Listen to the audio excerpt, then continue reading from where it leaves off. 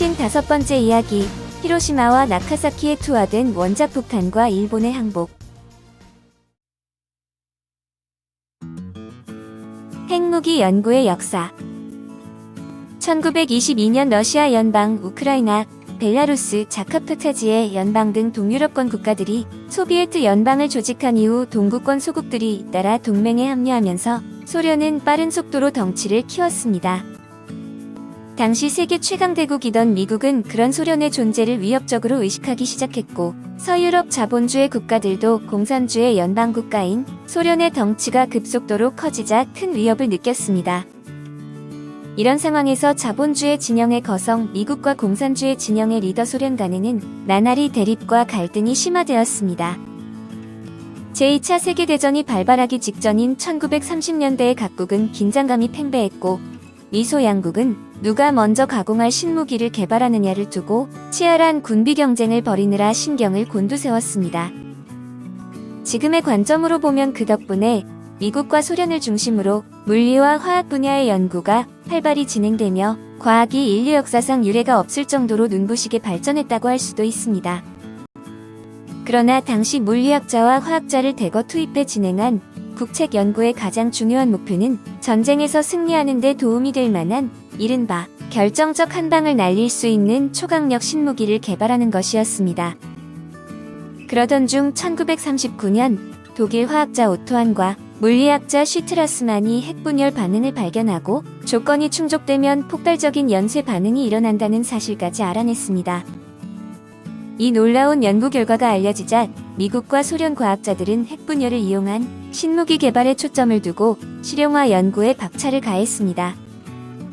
당시 사회의 정치 환경과 유례없는 큰 전쟁 중이라는 특수한 상황을 고려해보면 인재와 자원, 자본력이라는 삼박자를 모두 갖춘 미국이 신무기 개발 연구와 제조에 가장 유리한 고지를 점하고 있었습니다.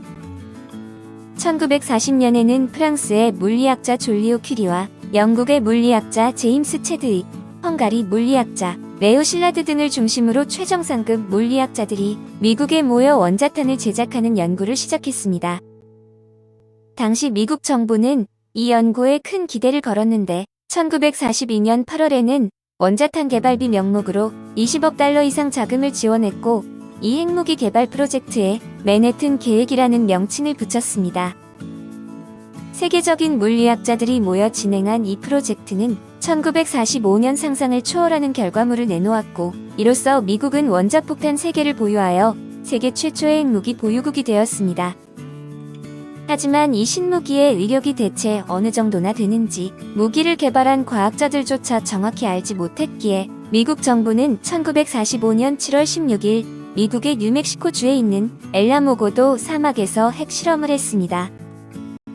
당시 핵실험에 사용된 원자폭탄은 트리니티였는데 상상을 초월하는 트리니티의 파괴력을 두 눈으로 확인한 과학자들은 아무 말 없이 어두운 얼굴이 되었습니다. 자신들이 개발한 이 무기가 앞으로 인류의 안전을 위협하는 대재앙, 어쩌면 인류 역사상 최대의 재앙이 될지도 모른다는 사실을 비로소 깨달은 것입니다.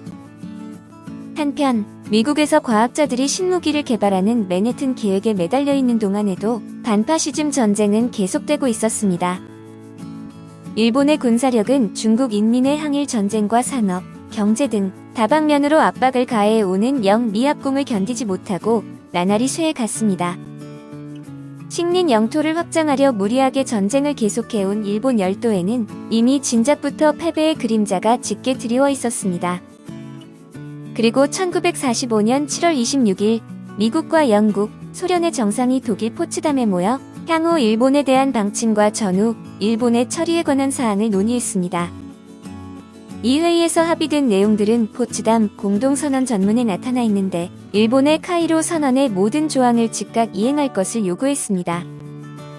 또한 일본의 주권이 미치는 지역은 혼슈, 홋카이도, 규슈, 시코쿠 및 연합국이 결정한 섬들로 한정될 것임을 강조했고, 일본 군대의 무장 해제를 요구하는 조항도 명시되었습니다.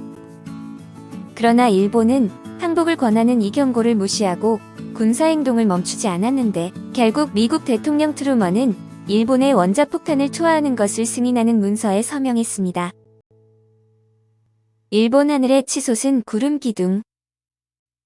1945년 8월 6일 일본의 히로시마의 거리 풍경은 여느 때와 같았는데 사람들은 오늘은 또 무얼 먹어야 하나 근심하는 얼굴로 하루를 시작했습니다. 1944년부터 일본의 물자 수송로가 끊겨 수많은 일본인이 이런 근심을 안고 살아가고 있었고 사람들은 전쟁이 언제쯤이나 끝날지 한탄했습니다. 그 순간 귀를 찢을 듯 날카로운 방공경보가 다급하게 울렸지만 사람들은 크게 당황하지 않고 침착한 태도로 신속하게 주변에 있는 방공호 안으로 숨어들었습니다. 오키나와 전투 이후 미군 비행정이 일본 상공에 나타나는 일이 잦고 때때로 폭격을 하기도 했기에 사람들은 이제 경보가 울리면 숨는 것에 익숙했습니다. 이런 일이 워낙 자주 있다 보니 폭격의 정도가 심하지 않은 날에는 방공호로 피하지 않고 자기 하던 일을 계속하는 사람들도 있었다고 합니다. 사람들은 이날도 잠시만 기다리면 다시 원래의 불안한 일상으로 돌아갈 것이라고 생각했는데 날카로운 경보음을 울리게 한 미 전투기는 여느 때와 달리 폭격이나 기관총 사격을 하지 않았습니다. 사람들은 미 전투기가 히로시마 상공을 몇 번 선회하고는 다시 멀어지자 조금 전에 소란을 잊고 금방 일상으로 돌아왔습니다. 하지만 평정을 되찾은 일본 국민과 달리 일본군 지휘부는 모두 초조한 얼굴로 머리를 부여잡고 있었는데 최근 며칠 동안 미군의 상태가 이상했습니다. 분명히 무언가 일이 벌어지는 것 같은데 도대체 미군이 무슨 짓을 꾸미는지 전혀 추측할 수가 없었습니다. 얼마 전까지 전투기가 매일 찾아와 쑥대밭으로 만들어 놓더니 요 며칠은 너무 조용했고 대신 매일 히로시마와 고쿠라, 미이스, 나가사키 상공을 날아다니다가 돌아가는 것도 지휘부를 심란하게 했습니다. 마치 군사훈련을 하는 것도 같은데 대체 그 목적이 무엇일지 도저히 감이 잡히지 않았는데 며칠 동안 갑자기 조용해진 미군의 침묵이 폭풍전야의 고요함 같아 불안함을 떨칠 수가 없었습니다. 이런 불안감을 느끼는 것은 일본군 지휘부의 고위 장교들뿐만이 아니라서 히로시마와 고쿠라, 미이스, 나가사키 주민들도 어렴풋하게나마 정체 모를 불길한 느낌에 사로잡혀 있었습니다. 8월 6일 아침 8시 히로시마 사람들이 방공호에서 나온 지 얼마 되지 않아 방공 경보가 다시 한번 날카롭게 울리기 시작하자 방공호에 숨어 있다가 나온 사람들은 슬슬 짜증이 났습니다. 어차피 이번에도 하늘만 빙빙 돌다 가겠지라고 투덜대며 방공호에 숨지 않고 자기 하던 일을 계속하면서 경보가 끝나기를 기다렸습니다. 하지만 속는 셈치고 다시 방공호로 숨어 들어간 사람들과 이를 무시한 사람들의 운명은 잠시 후 크게 갈렸습니다. 미군 비행정이 여느 때처럼 하늘을 잠시 날아다니는가 싶더니 어느 순간 태양처럼 환하게 빛나는 물체 하나가 하늘에서 떨어졌습니다. 하얗게 빛나는 그 물체를 넋을 잃고 바라보던 찰나에 히로시마 사람들의 귀에 천지가 무너지는 듯하는 굉음이 들렸고 그것을 마지막으로 그들은 이제 아무것도 볼 수도 들을 수도 없는 몸이 되었습니다. 히로시마 변두리에 사는 사람들은 굉음 이후 히로시마 시가지에서 거대한 구름 기둥이 하늘 높이 솟아오르는 광경을 목격했습니다. 그들은 이 거대한 구름 기둥의 이름은 원폭1이며 미군이 새로 개발한 폭탄을 투하했기 때문이라는 것을 나중에야 알았습니다.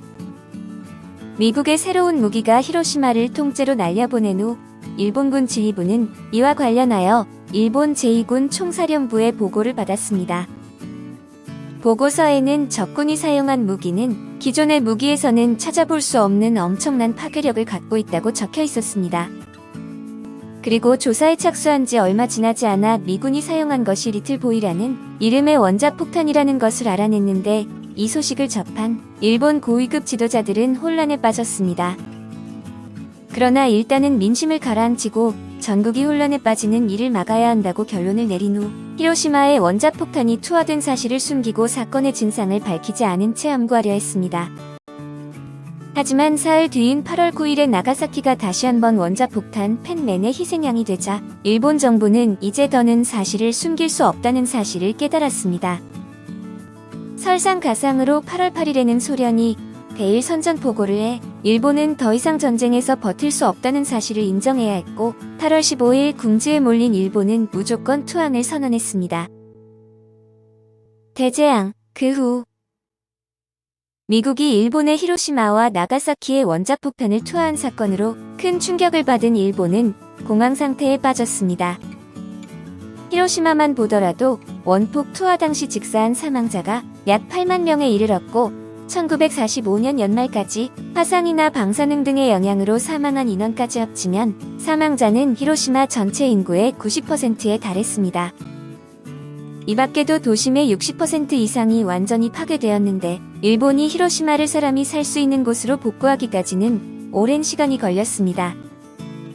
원자폭탄으로 쑥대밭이 된 히로시마와 나가사키의 참상은 인류 역사상 가장 참혹하고 처참한 전쟁터로 기록될 정도로 심각했습니다.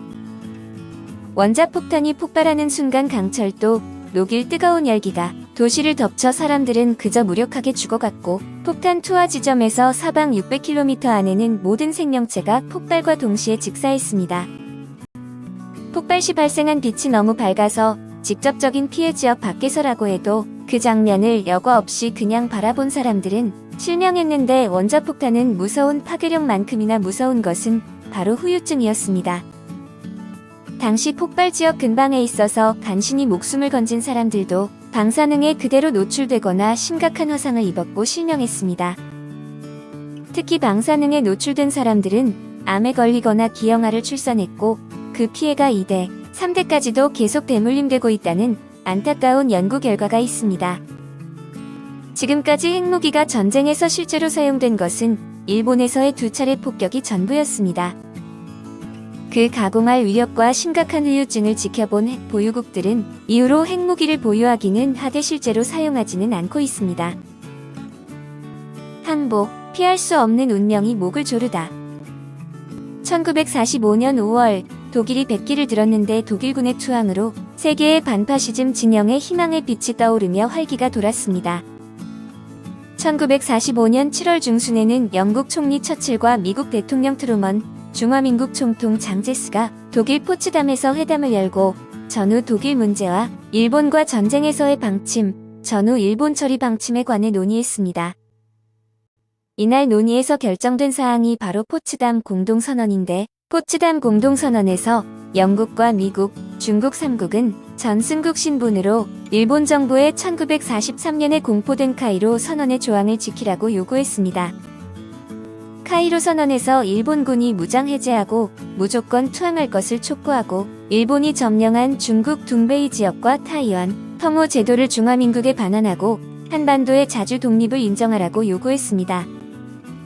그해 8월 8일에는 대일 선전포고를 한 소련도 연합국군에 가담하여 포츠담 공동선언문에 스탈린의 서명도 추가되었는데 포츠담 공동선언의 공포는 제2차 세계대전 종결을 앞당기는 데 큰 공헌을 했습니다. 회의에서 논의한 대로 반파시즘 4개국이 일본의 무조건 투항을 요구하고 세계의 양대 군사 강국인 소련과 미국이 손을 잡고 일본에 압박을 가해 사면 초가에 놓인 일본의 무조건 투항을 이끌어낸 것입니다.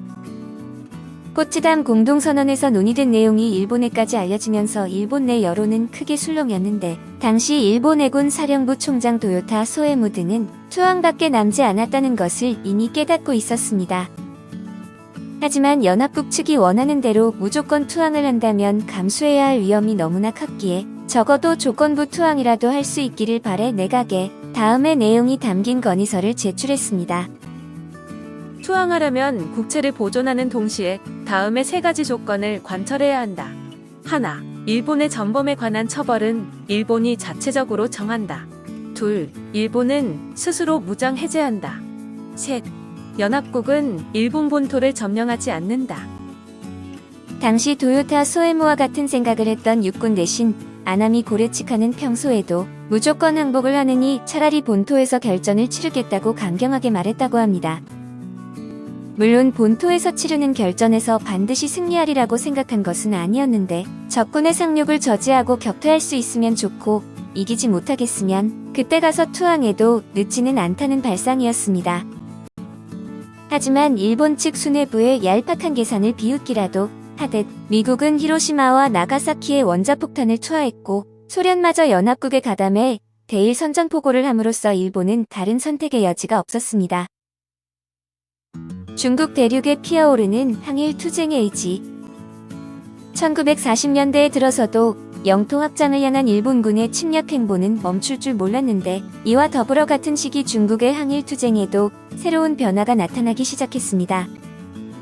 특히 중국 공산당의 활동이 두드러졌는데 공산당은 중국 내의 수많은 촌락을 중심으로 광대한 후방 무장 부대와 항일 게릴라 부대를 조직해 항일 운동의 대중의 참여를 이끌어내는 역할을 했습니다.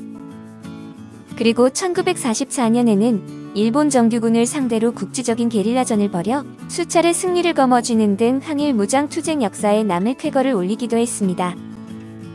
일본이 그동안 중국 대륙에서 보여준 잔악 행위에 분노한 중국인들은 적극적으로 항일 투쟁에 가담했고 이러한 바람은 일본의 영토 확장 행보에 커다란 걸림돌이 되었습니다. 일설에는 1944년 한 해 동안 중국의 항일 무장군이 일본군과 치른 크고 작은 전투가 무려 2천여 건에 이르며 일본군과 괴뢰 정부의 군대는 32만여 명에 달하는 사상자를 낸 것으로 추정되었습니다. 1945년 8월 8일 소련이 대일 선전포고를 해서 중국의 항일 무장군과 소련군이 함께 둥베이 지방을 세 방향에서 압박해 들어와 일본의 주력 부대인 간토군은 결국 무너졌습니다. 중국 공산당은 이 기회를 놓치지 않고 일본군의 대반격을 펼치고자 모든 항일 무장 세력이 동시에 걸기하도록 했습니다.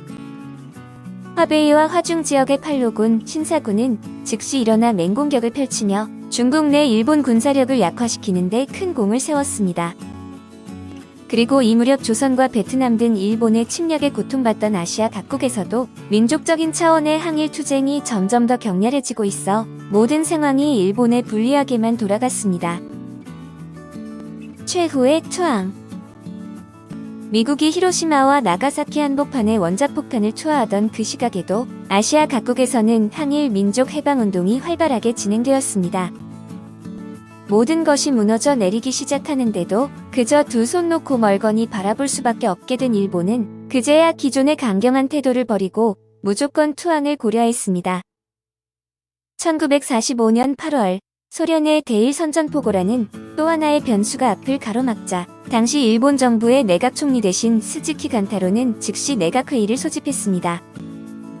당시 외무대신이었던 도고 시게노리는 내각회의에서 소련이 대일 선전포고와 함께 참전한 사실을 알리며 이제 일본이 할 수 있는 선택은 무조건 투항밖에 없다는 의견을 제시했습니다. 그의 발언에 회의장이 일순간 소란스러워졌으나 사실은 그들도 이미 각오한 일로 단지 끝까지 싸우겠다고 큰소리치는 것뿐이었습니다. 혼란스러운 가운데 스즈키 간타로는 내각 총리 대신으로서 포츠담 공동선언의 요구 사항을 받아들이고 무조건 투항을 할 것인지를 투표에 붙였습니다. 투표 결과 찬성이 6표, 반대가 3표, 그리고 기권이 5표가 나와 결국 내각에서 치른 투표만으로는 결정할 수가 없어 최종 결정의 부담을 쇼와 덴노에게 돌렸습니다. 덴노는 포츠담 공동선언의 내용과 끝까지 전쟁을 고집하는 주전파, 항복을 주장하는 주황파의 의견을 모두 귀 기울여 들었습니다. 양쪽의 의견을 모두 들은 그는 한동안 조용히 생각에 잠겼는데 외무대신 도고 시게노리가 포츠담 공동선언의 요구를 받아들일 수밖에 없는 이유를 조심스럽게 설명했습니다. 포츠담 공동선언을 받아들인다는 것은 일본으로서는 매우 수치스러운 일이지만 소련이 가세하고 미국이 원자폭탄을 개발한 이상 국가의 존속을 지킬 최선의 선택은 투항밖에 없다고 덴노를 설득했습니다. 8월 10일 미국 정부는 드디어 일본 정부가 포츠담 공동선언의 요구를 받아들이기로 했다는 소식을 들었고 이틀 후 이 소식은 빠르게 일본 전역으로 퍼져나갔습니다. 그러자 전쟁을 계속할 것을 주장하던 젊은 장교들은 무조건 투항이 결정되었다는 소식을 듣고 분노하여 군사정변을 일으키려 했습니다. 8월 14일 밤 그들은 황궁으로 잠입하여 덴노의 육성으로 미리 녹음해둔 대동아 전쟁 종결의 칙서 원본을 훔쳐내려 했습니다. 이튿날인 15일에 라디오를 통해 전쟁 종결 선언 칙서가 공개되는 것을 어떻게든 막으려 한 것이었으나 그들의 난입은 순식간에 진압되었고 항복 선언 저지 작전은 실패했습니다. 14일 밤에 녹음한 이 음성 칙서는 이튿날인 8월 15일에 전파를 타고 전 세계에 울려 퍼졌고 8월 28일에 미 공군 비행기가 도쿄 비행장에 착륙했고 영국과 미국의 부대가 일본 해안에 상륙했습니다. 9월 2일 오전 일본 정부의 신임 외무대신 시게미스 마모루와 일본군 참모부 총장 우메지 요시지로는 미국 군함 미주리호에 올라 일본 정부를 대표하여 황문서에 서명했습니다. 또한 뒤이어 영국, 미국, 소련, 중국 등 전승국 대표들도 서명해 수십 년 동안 일본 열도를 지배했던 영토 확장의 꿈은 처참한 실패로 종말을 고했습니다. 55번째 이야기, 파시스트 전범을 처리하는 도쿄 재판으로 이어집니다.